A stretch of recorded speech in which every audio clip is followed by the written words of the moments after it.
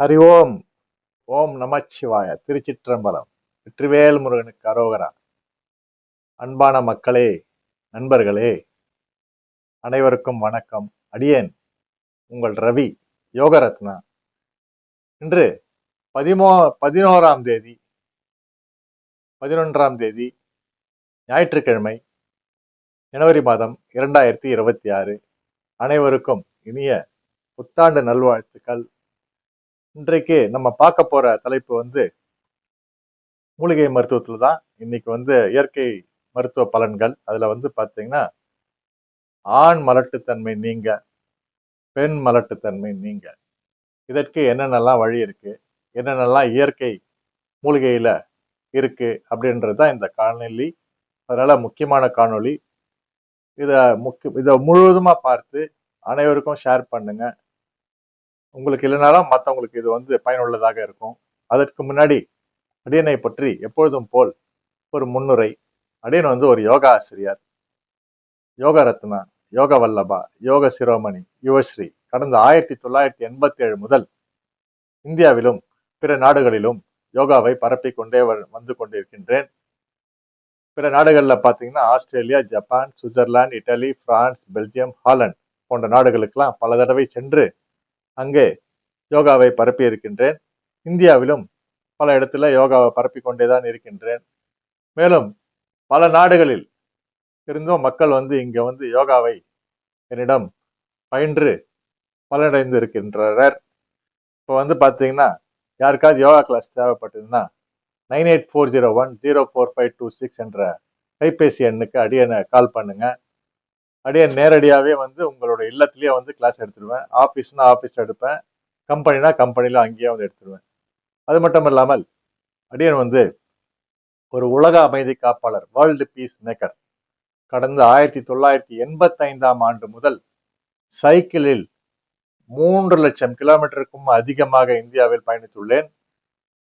சுமார் 6 லட்சத்துக்கும் மேலாக கிலோமீட்டர் இருசக்கர வாகனம், மோட்டார் சைக்கிள்லயும் இந்தியாவில் பல இடங்களில் பயணித்துள்ளேன். உலக அமைதிக்காக. உலகம் வெப்பமயமாகக்கூடாது, போர் கூடாது, போரில்லா உலகம், அணு ஆயுத ஒழிப்பு, குழந்தை தொழிலாளர்கள் இல்லாத நாடு, மருத்துவம், சுகாதாரம், கல்வி, ஏழ்மை ஒழிப்பு மற்றும் யோகாவை பரப்பியவாறே மேலும் பல பல தகவலுடன், விழிப்புணர்வுடன் இந்தியாவில் பயணித்துள்ளேன். தற்பொழுது கூட பாத்தீங்கன்னா, கடந்த ஆண்டு பிப்ரவரி மாதம் மகா கும்பமேளா, 144 வருஷத்துக்கு ஒரு தடவை வர்றது மகா கும்பமேளா, பிரயாக்ராஜ்ல, அலகாபாத்ல நடந்தது. அதுக்கு அடியன் இங்க இருந்து, சென்னையில இருந்து இருசக்கர வாகனம், மோட்டார் சைக்கிள்ல சென்று வந்துள்ளேன். அங்கிருந்து எடுத்துட்டு வந்த திருவேணி சங்கமம் தீர்த்தம் இதை எல்லாருக்கும் கொடுக்க முடியாது அல்லவா? அதனால எல்லாருக்கும் இந்த காணொலி மூலியமா தெளிக்கிறதா நீங்க ஃபீல் பண்ணிக்கோங்க. இவ்வளவுதான் இருக்கு. இதை எல்லாருக்கும் கொடுக்க முடியாது இல்லைங்களா? அதனால இந்த காணொலி மூலியமா அனைவருக்கும் தெளிப்பதாக தாங்கள் எண்ணிக்கொள்ள வேண்டும். இது எனக்கு ரொம்ப மன திருப்தி அடையுது. இது அடியன் எனக்காக நான் சென்று வரவில்லை, உங்கள் எல்லோருக்காகவும் தான் மகா கும்பமேளாவுக்கு சென்று வந்துள்ளேன். 144 வருஷத்துக்கு ஒரு தடவை வர்றது. இதோட நான் திருப்பி போனேன்னா இன்னும் 144 வருஷம் நம்ம காத்து கொண்டே இருக்க வேண்டும். இது பெருமான் சிவபெருமானோட அருளால, எல்லாம் எல்லோருடைய ஆசீர்வாதத்தால தான் நான் சென்று வந்துள்ளேன். உங்களுக்காக தான் சென்று வந்துள்ளேன். சரிங்களா? அது மட்டும் இல்லாமல் இந்த காணொலி நம்ம போறதுக்கு முன்னாடி இதெல்லாம் ஒரு பாசிட்டிவான ஒரு நல்ல ஒரு விஷயம் தான் சொல்லிட்டு இருக்கேன். உங்களுக்கு கேட்டே வாங்க. வெற்றிவேல் முருகனுக்கு அரோகரா, சக்திவேல் முருகனுக்கு அரோகரா, வீரவேல் முருகனுக்கு அரோகரா, கந்தவேல் முருகனுக்கு அரோகரா, திருச்செந்தூர் முருகனுக்கு அரோகரா, பழனி முருகனுக்கு அரோகரா, கந்தக்கோட்டம் முருகனுக்கு அரோகரா, பாம்பன் சுவாமி கோயிலில் உள்ள முருகனுக்கு அரோகரா, திருப்பூரூர் முருகனுக்கு அரோகரா. இப்படி நீங்க முருகனை எப்படி வேணாலும் வழிபடலாம். வேல் இருக்கும்போது உங்களுக்கு பயமே தேவையில்லை. அதனால ஒரு வேல் ஒண்ணு வாங்கி கையில வச்சுக்கோங்க. இல்ல, முருகனை நான் எப்பவுமே வழிபடுறதுனால இந்த வேலை என்கிட்ட இருக்கு. இந்த வேலை உங்களுக்காக நான் வேண்டி வணங்கி உங்களுக்காக இந்த காணொலியை சொல்ல போறேன். இப்ப பாத்தீங்கன்னா, காலையில நீங்க எழுந்த உடனே உங்களோட பணியை ஸ்டார்ட் பண்றதுக்கு முன்னாடி வெற்றிவேல் முருகனுக்கு அரோகரான்னு சொல்லிட்டு போங்க. எல்லாமே வெற்றியாவே நடக்கும். இதெல்லாம் பிற மதத்தினர், அதாவது இஸ்லாமியர் பாத்தீங்கன்னா, அவங்க வெற்றிவேல் முருகனுக்கு அரோகரா சொல்ல முடியாது. அதனால அவங்க என்ன பண்ண சொல்லணும்னா சொல்லலாம், யார் வேணாலும் சொல்லலாம். சப்போஸ் அவங்க என்ன பண்ணலாம்னா, அந்த 5 வேளை அவங்க மசூதிகளுக்கு சென்று தொழுகை நடத்துவார்கள். அது அற்புதமான ஒரு விஷயம். அங்கேயும் செல்லலாம். கிறிஸ்துவர்கள் சர்ச்சுக்கு போகலாம். இந்த மாதிரிலாம் போகலாம். வழிபாடு தலங்களுக்கெல்லாம் நீங்க சென்று வழிபடும் போது அது தங்களை நல்ல வழி நடத்தும். சரிங்களா? அதனாலதான் வந்து இது கடவுளே இல்லைன்னு சொல்றவங்களுக்கு கூட பாத்தீங்கன்னா அவங்க மனசுக்குள்ளேயே உள்ளே வந்து கடவுள் இருப்பார். அதனால பாத்தீங்கன்னா அதுவும் அவங்க நல்லது செய்யும் போது அதுவே வந்து அவங்களுக்கு வழிநடத்தும், நல்லபடியா வழிநடத்தும். அதனால வந்து யாரும் எதுக்கும் கவலைப்படாதீங்க. உங்க எல்லோருக்காகவும் நான் வந்து ஆண்டவனை வேண்டிக்கிறேன். சரிங்களா? வெற்றிவேல் முருகனுக்கு கரோகரா. இப்ப நம்ம நேரடியாக வந்து காணொளி உள்ள செல்வோம். இதெல்லாம் வந்து இவர் என்ன டெய்லி வர இந்த மாதிரி மூலிகை குறிப்புகள்லாம் சொல்றதுக்கு முன்னாடி இதெல்லாம் சொல்றாருன்னு சொல்லிட்டு சில பேர் நினைப்பாங்க. பாத்தீங்கன்னா இந்த காணொளியை பாக்குறவங்க போன காணொளியை பார்த்திருக்க மாட்டாங்க. சரிங்களா? அதனாலதான் வந்து இப்ப இந்த காணொளியை பாக்குறவங்களுக்கு இந்த மாதிரியான திருவணி சங்கம் தீர்த்தம் தரிசனம் பிளஸ் முருகனுடைய வேல் தரிசனம், அது இல்லாம அடியனுடைய கைபேசி எண் 9840104526 சொல்லியிருக்கேன். யோகா கிளாஸ் வேணாலும் கூப்பிடுவீங்க, நானும் வந்து நேரடியா வந்து கிளாஸ் எடுப்பேன். சரிங்களா? அதனால எனக்கு ரொம்ப சந்தோஷம். சரிங்களா? இப்ப நம்ம காணொலியில போவோமா? தலைப்பு வந்து இப்போ ஆண் மலட்டு தன்மை நீங்க அதுக்கு என்ன போட்டிருக்காங்கன்றத படிப்போம். முதல்ல பாத்தீங்கன்னா அடியன் வந்து ஒரு மருத்துவர் அல்ல, அடியன் வந்து ஒரு யோகா ஆசிரியர். தங்களுக்கு மருத்துவ ரீதியான எந்த பிரச்சனையா இருந்தாலும் தாங்கள் சென்று பார்க்க வேண்டிய நபர் முதலில் மருத்துவரே. டாக்டரை போய் பாருங்க. சரிங்களா? அது இல்லாம பாத்தீங்கன்னா இந்த மூலிகை விஷயத்தெல்லாம் கூட நீங்க பின்பற்றலாம். ஏதாவது ஒண்ணு வந்து உங்களுக்கு பலன் தராதா? பலம் தரும் என்ற நம்பிக்கையில தான் வந்து இந்த காணொலி எல்லாம் வந்து போடுறோம். அதனால அப்படியே பார்த்துட்டு வாங்க. இப்போ வந்து ஆண் மலட்டு தன்மை நீங்க என்ன சொல்றாங்க இந்த குறிப்புலன்னு பார்க்கலாம். 1. பலாப்பிஞ்சினை சமைத்து உண்ண பித்தமும் நீர்வேட்டையும் நீங்குவதுடன் ஆண்மை அதிகரிக்கும். 2.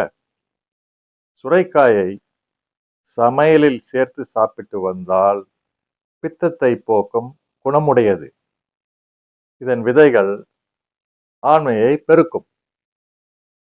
3. ஆலமரத்தின் மொக்கு, தளிர் இலை, விழுது, விதை இவற்றில் ஏதேனும் ஒன்றை அரைத்து அதை பாலில் கலந்து சர்க்கரையும் சேர்த்து குடித்து வர ஆண்மை அதிகரிக்கும். 4. அரச விதையை பாலில் கலந்து குடித்து வர ஆண்மை அதிகரிக்கும். பெண்ணுக்கும் கரு உற்பத்தி ஆகும். இது வந்து ஆண் மலட்டுத்தன்மை நீங்க இந்த குறிப்பு.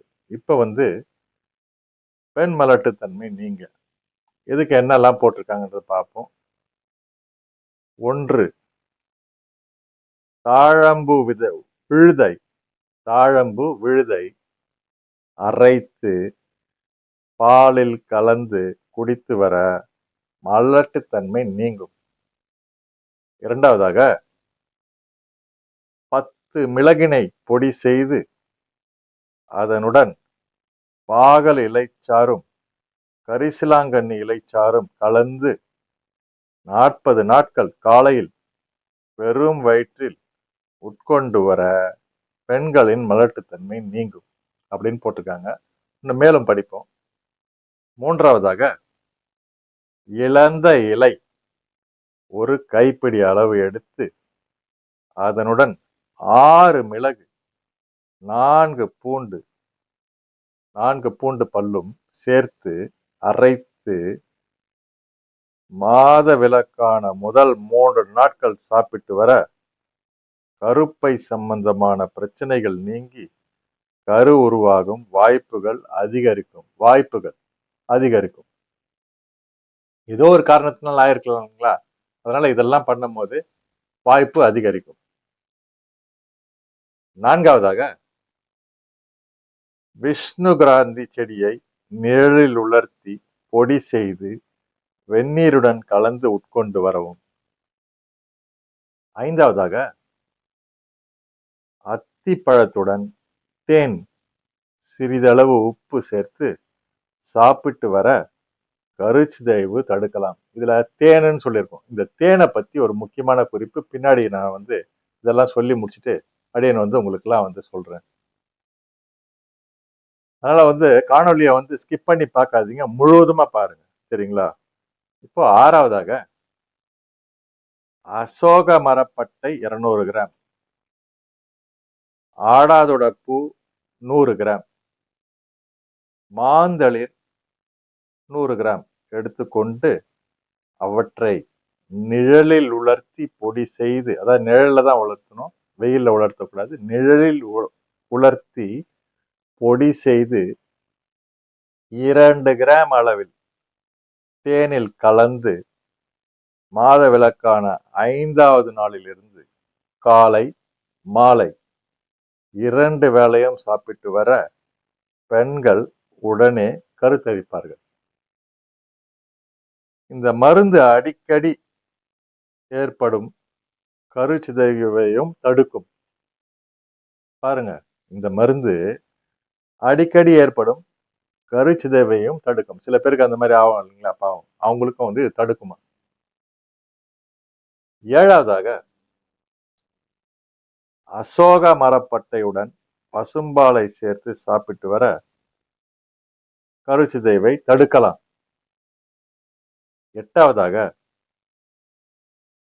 விஷ்ணு கிராந்தியுடன் ஓரிதழ் தாமரை சேர்த்து பால் விட்டு அரைத்து மாதவிடாய் கண்ட அன்று விடியற்காலையில் பெண்களுக்கு உட்கொள்ள கொடுத்து வர மலடு நீங்கி குழந்தை பேறு அடைவதற்கான வாய்ப்புகள் உண்டாகும். 9வதாக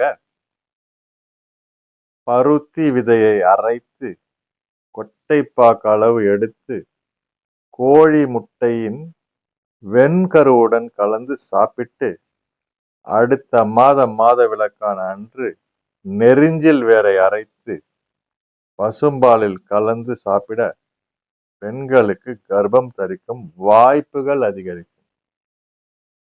10வதாக சுரைக்காய் நீர் சத்து மிகுந்தது.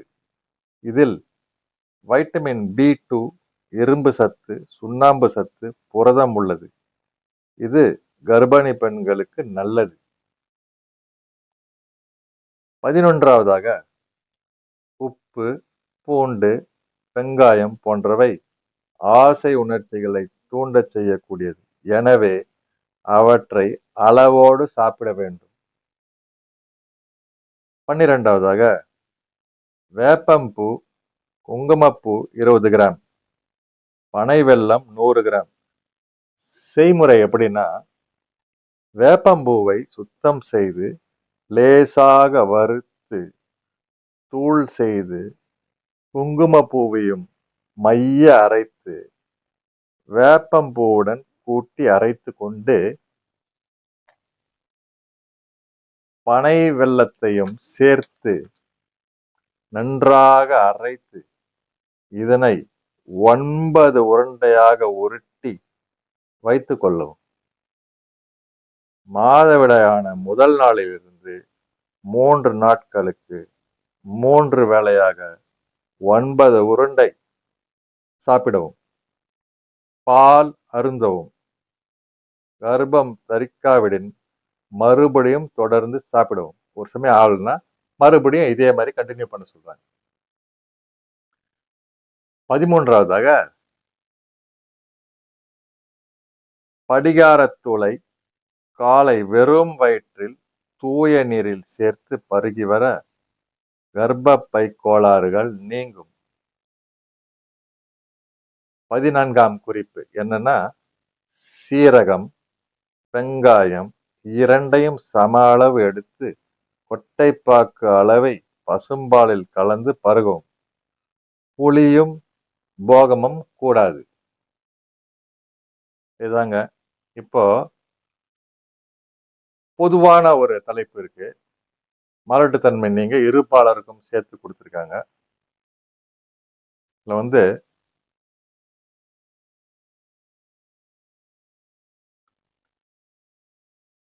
ஆண் பெண் மலட்டுத்தன்மை நீங்க இருவரும் விளாம்பழத்தையோ கிடைக்காத பட்சம் அதன் ஓட்டையாவது மேல் தோல் கஷாயமாக காய்ச்சி 40 நாட்கள் குடித்து வந்தால் உடலில் உள்ள இரத்தம் சுத்தமாகி குழந்தை பேறு உண்டாகும் என்பது அகத்தியர் வாக்கு.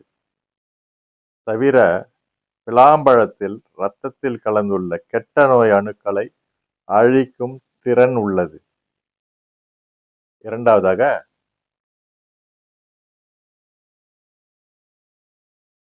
அரச மரத்தில் சூலகத்தை வலுவாக்கும் அழலையை நீக்கும் பொருள் உள்ளதால் ஆண் மற்றும் பெண் குளித்தவுடன் ஈர துணியுடன் சுற்றினால் அரச மரத்தில் உள்ள அந்த சத்துக்கள் ஈர்க்கப்பட்டு குழந்தை உண்டாகும் வாய்ப்பு உள்ளது. மூன்றாவதாக,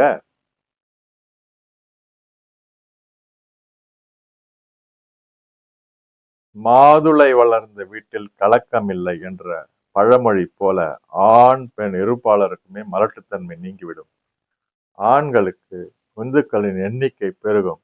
பெண்கள் மாதுளம்பூ கஷாயத்துடன் சிறிது வெந்தயம் சேர்த்து தினசரி பருகி வர கருப்பை உஷ்ணம் மற்றும் கிருமிகள் நீங்கி விரைவில் கருத்தரிப்பு. ஆண்களும் மாதுளம்பழ விதைகளை ஜூஸ் செய்து சாப்பிட 3 மாதத்தில் விந்தணுக்களின் எண்ணிக்கை வியக்கத்தக்க அளவில் அதிகரித்து குழந்தை பிறக்க வழியேற்றப்படும். நான்காவதாக, புளிக்காத தென்னங்கல்லை குடித்து வந்தால் அழகான குழந்தை பிறக்கும். தென்னங்கல்லு, புளிக்காத தென்னங்கல்லு. பலாப்பிஞ்சினை சமைத்து உண்ண பித்தமும் நீர்வேட்டையும் நீங்குவதுடன் ஆண்மை அதிகரிக்கும். ஆறாவதாக, அத்திக்காய் வடை. அத்திக்காயை விதை நீக்கி திட்டமாக தண்ணீர் சேர்த்து வேக வைத்து கரகரப்பாக வடை மாவு பதத்தில் அரைத்து, அதுபோல் கடலை பருப்பையும் ஊற வைத்து கரகரப்பாக அரைத்து இஞ்சி, நறுக்கிய மிளகாய், கருவேப்பிலை, கொத்தமல்லி செடி, உப்பு இவைகளை சேர்த்து வடை பக்குவத்தில் எண்ணெயிலிட்டு சிவக்க பொரித்து எடுத்து சாப்பிட்டு வந்தால் பெண்களின் மாதவிடாய் பிரச்சனையை சரி செய்து நீக்கும். ஆண்களுக்கு உடல் சூட்டை சீர் செய்து விரைவாதம் மற்றும் மலட்டுத்தன்மையும் குணமாகும்.